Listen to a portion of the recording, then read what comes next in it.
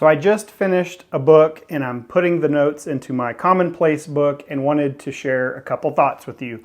One, I'm a little bit behind on my reading.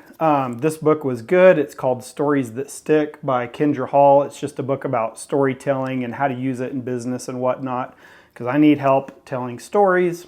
But the main point of the video is the Commonplace book, which I use this Leuchtturm 1917 A5 size notebook. Now, as a longtime Moleskine user, I just have to give big props to Leuchtturm or however you want to pronounce it, that their paper quality is super good. And if you don't know what a Commonplace book is, you basically, after you read a book, what I do is I go back through the book and I find everything that I've underlined, highlighted, or marked as something that I want to remember. And then I take my Commonplace book, which is this little notebook, and in the front I have an index with all the books and what page number they start on. And then I simply go through. Sorry for the light. I'm in my wife's plant room this morning, as you can see.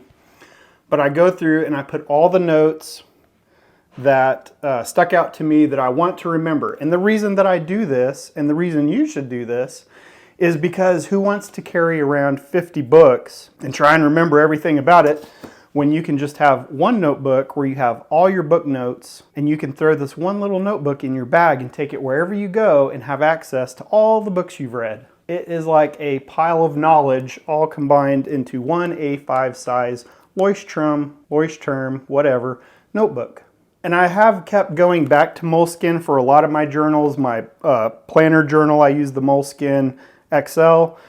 But I gotta say, Leuchtturm does have better paper. I don't use a fountain pen a lot. I know a lot of you do, and this paper is what you want for a fountain pen. But what I've noticed when comparing the Leuchtturm to a Moleskine notebook is that the paper in a Moleskine feels more like regular paper, and the paper in the Leuchtturm feels a little smoother, a little glossier. Again, sorry for the weird light. It just is a whole different writing experience when you're using a little bit better quality notebook. And honestly, these do not cost much more than the Moleskines. And for the value that I will get out of this Commonplace book, totally worth it. So I'm going to put a link for said Leuchtturm notebook below. If you haven't started a Commonplace book, what are you doing?